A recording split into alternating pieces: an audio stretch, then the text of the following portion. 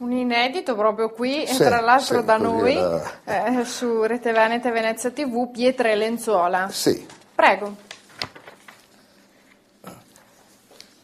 E compro anch'io una cintura da un ragazzo africano, uno dei 100 della fila distesa sulla riva di bianche lenzuola, infinita di fughe e fatica, di rapide occhiate. Tu marocchino del Ghana, del Mali o della Costa d'Avorio, che tu sia ivoriano o senegalese, tu qui non conti, non importa qui il tuo paese, qui tu sei marocchino e sai che è vietato il tuo mercato di prezzi di contraffazione, è vietato fermare la gente, fermarsi a parlare. Io sono regolare, mi dice, io devo mangiare e pagare l'affitto, ce l'ho io il permesso. E invece no. Il tuo permesso è un pezzo di carta che non vale niente. Le tue borse sono marchiate col segno di improbabili Gucci, di Dolce Gabbana, e questo lo sai che è vietato. Sei iscritto da sempre all'anagrafe degli abusivi, dei clandestini, battezzato nel gregge degli ultimi da pietà cristiana, i primi da braccare nella caccia quotidiana dell'odio ancestrale, che qui si scatena rabbiosa all'ultimo anello della catena criminale, quello che non tiene, che ci vuol niente a spezzare. Tu qui sei marocchino, vuoi comprare, tu da qua lo sai bene, te ne devi andare. È vietato e ti do i soldi che chiedi, non voglio tirare sul prezzo. Mi bastano i tuoi occhi inquieti che gettano lampi all'intorno a spiare gli appostamenti, i segnali dei tuoi nemici, i mastini feroci di voci e di mani, i miei veneziani. Tu prendi i soldi veloce e mi tieni forte la mano che mi fai quasi male, mi fai così bene. Tu marocchino, troppo nero e straniero, troppo ingombrante, da rimandare alla tua fame da schiavo, vittima sacrificale del nostro nuovo, antico e globale impero coloniale. Molto bella, complimenti. Grazie. Ecco, qual è il compito della poesia? Si scrive perché si vede, se si vuole vedere. Quello che si vede colpisce, rimane dentro, c'è tutto un processo proprio di metabolizzazione e a un certo momento si sente il bisogno di usare uno strumento. Io uso la penna, le parole, perché queste ho imparato fin da piccolo, altri possono usare i colori, la pittura, la fotografia, basta avere uno strumento, la poesia è uno strumento, trovare le parole, le espressioni, i versi, perché si sente un bisogno che è irrazionale, che è antico, di esprimere, sia che si tratti di una realtà che si vede o di un sentimento, di un momento personale. Le cose non sono divise e sempre poi però con l'intento, con la speranza che questa scrittura riesca a comunicare anche agli altri, a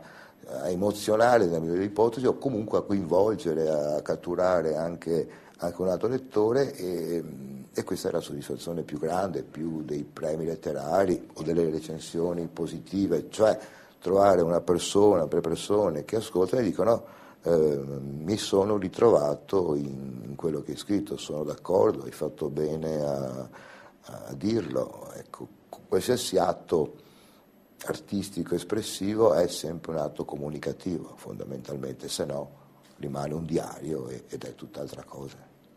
Secondo lei Venezia, il destino di Venezia è quello di diventare sempre di più una sorta di Disneyland, una sorta di città che rimarrà senza residenti, senza i veneziani e sarà una specie di città solo per i turisti dove per entrare si pagherà il biglietto? Può essere questa la fine di una città come Venezia?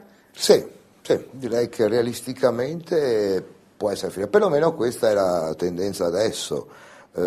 Città turistica, parco giochi, giornali inglesi, tedeschi più volte hanno suggerito seriamente, paradossalmente, ma seriamente, di farne un parco tematico chiuso, con biglietto d'ingresso, un parco giochi, appunto come lei diceva una Disneyland.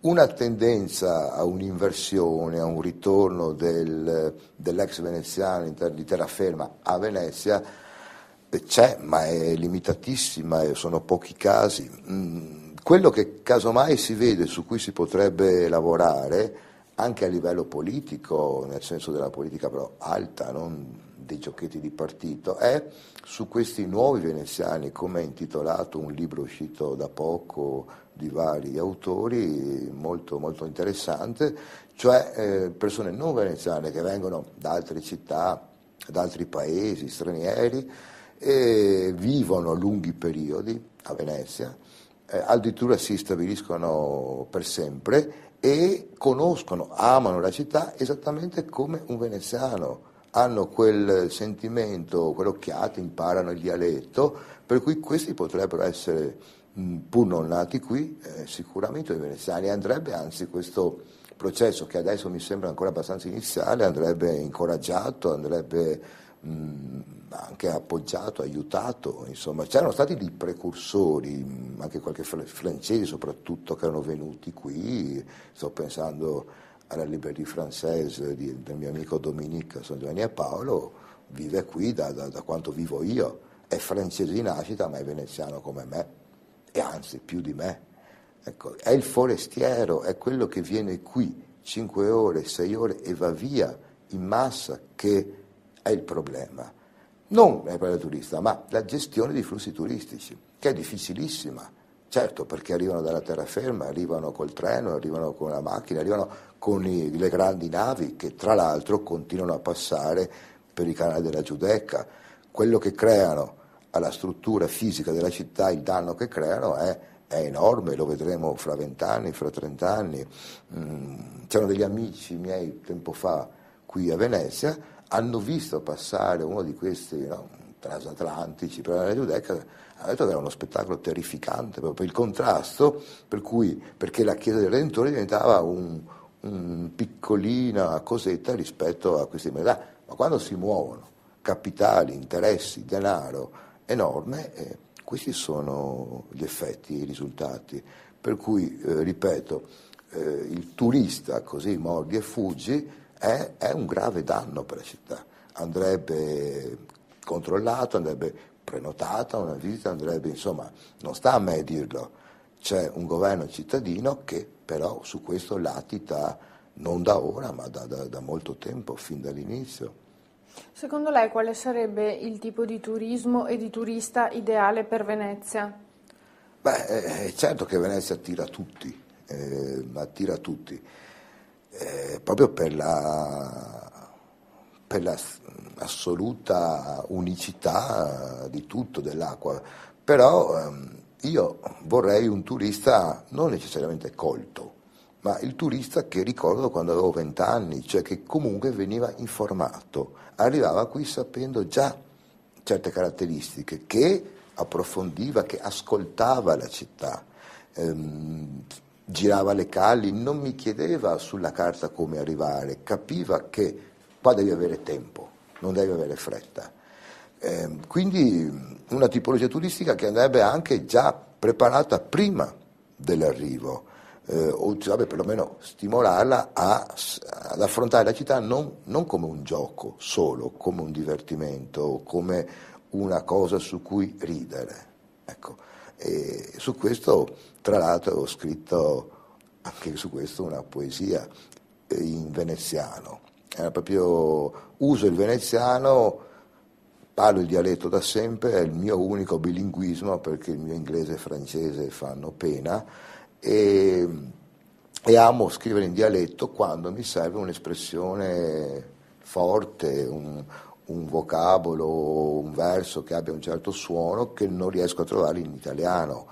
E allora il dialetto è importante, è uno strumento linguistico importante, però non deve essere usato, e su questo mi ricordo che il compianto Andrea Zanzotto, anche lui grande monumento della poesia dialettale, anche se montanara, più dura e anche dolce, si arrabbiava moltissimo quando faceva sapere l'uguaglianza, Zanzotto, identità veneta, quindi l'identità veneta non esiste, cioè io uso il dialetto e quando veniva o si tenta di usare il dialetto in funzione ideologica o peggio ancora partitica, veramente c'è da arrabbiarsi. E il dialetto è solo un altro modo, un'altra lingua in cui dire delle cose. E qui parlavo proprio in questa poesia un po' lunga, se gli ascoltatori avranno un attimo di pazienza, che si intitola Foresti, che Foresti è il vecchio nome, la parola precisa, dialettale, per il forestiero, che non ha infatti una connotazione negativa, mentre il turista oggi già il suono il veneziano lo percepisce in modo ostile. E anche questa l'ho scritta con un tono, diciamo, di invettiva un po', ecco, perché il turista è certo danno, ma è anche vittima. È vittima di ruberie, di costi, di prezzi e se ne accorge quando torna e la stampa estera, ripeto, poi ci riempie a valanga di accuse, giustissime, vere. Vegni a Centenera, Miera, vegni tutto l'anno a ingolfar ponti e cae, a sofferar strucai dentro i battei, vegni tutti, che se frega i mani paroni dei ristoranti, di alberghi e banchetti, qui che ve fa l'inchin e ve ciava i schei, ve dà da mangiare e dormir come il porcaro, ingrassa il porco che se da copar. Compré tutto, che qua tutto se vende, compré magette con scritto I love Venice, e veri de Muranta Roccai, e capei da gondolier, e tutte porcai dei banchetti, e porté casa sporte gionfe de pacottiglia, e ciamea pur Venezia, se vuoi. E fe foto su foto, ciapè tutto, che qua tutto se maraveggia, tutto se par giocar, par ridere, par dire, ti ha visto che roba? Rive ai 10 di mattina e scampe via sue 5, che basta a ste ore per dir che Venezia se bea, che basta a svodarvi a scarsea. Scampe via prima che faccia scuro, prima che Venezia scominci a parlar davvero, col silenzio dei soccanai, l'acqua che sbrissa piana e se sfanta sue rive, e tutto se passa in mistero, tutto se muove e se desfa, in scienze de use e de ombre imbriaghe. Perché non sapete che sta città così stramba, senza macchine, nei ipermercati, che so che i matti può vivere qua, che i muri sono tutti storti, i mattoni sbeccai, se vecchio e tutto sa de marzo. Sta città è a palla de notte, a chi sa ascoltare. Sta città così dolce e dura, che vuole anima e gambe salde, che se da starghe dentro parole, par anni, e a sarse portar da ea, per sentirla nel fondo del cuore, come una femmina che ti ciappa dentro e non basta due basi e una struccata di furia per chiamare l'amore. Veni, sì, ma per piacere, de via, così venisse a far scuro, e a se non fiassò i coea, che ha saputo delle nostre strasse de vite, che siamo ormai 4 gatti restai senza neanche più onge buone a sgraffar, e a se ne coea, nostra mare e morosa, che anche se ne passai tanti anni e siamo più vecchi, coi capelli quasi bianchi, quasi senza più fià, voemo, covienzo e a sera, voemo sì, guardarsi ancora negli occhi, darsi un bacio, ancora. Ecco, questa poesia che è molto sentita, molto struggente, esprime un concetto fondamentale di Venezia, quello della Venezia notturna, Sì. Una Venezia che pochi vivono come va vissuta, questo concetto della notte dove tutto è quiete, è silenzio. È la vera Venezia, è la Venezia che anche il turista un tempo conosceva, apprezzava, cioè quella dimensione, se ci sono luci diurne bellissime, anche in questi giorni ne abbiamo avute, la Venezia è la notte, grandi registi hanno girato a Venezia non a caso di notte, o riprendendola nella notte, perché è lì che diventa affascinante, è lì che svela, secondo me, e secondo anche insomma, chi vive da tempo qui, il suo segreto più profondo, cioè la sua verticalità. Venezia non è una città orizzontale, da grande nave fai la foto, vedi il monumento, la cartolina, è una città che va in profondità e di notte i monumenti, tutto quello che sembra fermo, solido, si disfa, le ombre, i riflessi sui canali, sulla laguna, proprio come dico nella poesia, sfaldano tutto in schegge, in coriandoli, per cui tutto quello che sembrava, che può apparire sicuro, solido, materico di giorno, di notte cambia, diventa continuamente diverso. Io vivo sempre, non c'è una notte in cui io veda le stesse cose e questo è il mistero, è una città molto enigmatica in realtà. Infatti lo vediamo anche da questi notte, colori, sì. con l'acqua di cui parleremo I adesso. notturni veneziani sono splendidi proprio perché cambiano continuamente e rimane sempre una domanda. Non è una città triste Venezia, è una città malinconica casomai, però questo lo può percepire chi ha appunto la pazienza e di aspettare le 10, mezzanotte, l'una di notte. E, se scappi via alle 7 di sera non vedi. Tutte, vale un po' per tutte le città, secondo me, ma per Venezia è necessario. E invece purtroppo la notte ormai gran parte dell'anno è deserta.